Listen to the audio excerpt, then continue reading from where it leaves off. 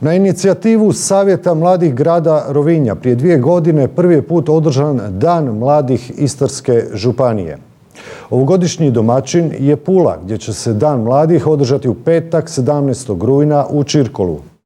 Tim povodom u Pulskoj komunalnoj palači potpisan sporazum o suradnji Savjeta mladih koji djeluju kao savjetodavna tijela pri jedinicama lokalne samouprave u Istri. Također, sporazum predviđa sufinanciranje svih aktivnosti koje će se u petak u Čirkolu odvijati u sklopu Dana mladih. Sporazum su potpisali čelni ljudi Pule, Buzeta, Novigrada, Poreča, Labina te općine Medulin. U ime Istarske županije sporazum je potpisala zamjenica župana Jessica Aquavita. Na mladima svijet ostaje. Istina je to tako, zato se mi svi moramo nekako brinuti šta ćemo njima ostaviti i baš zbog toga i upravo zbog toga važno je da mladi budu uključeni i da sa nama oblikuju budućnost društva.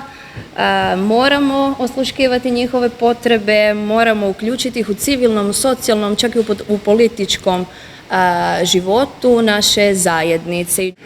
U petak obilježavamo Dan mladih i mislim da je sama tema mladih ono čime se zapravo uvijek moramo baviti. Naravno da neću držati danas nekako predavanje vezano za mlade, da na mladima svijet ostaje. Evo većina ovdje, zapravo svi smo, pa i Damir isto mladi, tako da vjerujem da možemo jasno pristupiti potpisivanju onoga što će dati na važnosti. A u petak je zapravo taj događaj kada ćemo raspravljati. Biće i kulturno-umjetnički program, jel tako, biće tribina, panel rasprava o mladima.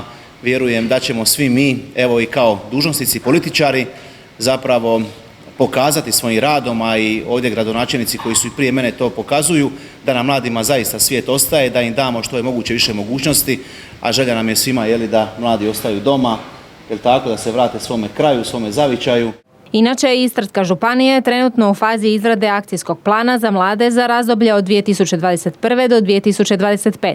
Njegova izrada bit će i središnja tema ovogodišnjeg Dana mladih, na koji su pozvani svi članovi lokalnih savjeta i regionalnog savjeta mladih i predstavnici udruga za mlade na području Istarske županije te predstavnici lokalne vlasti u čijem su resoru mladi.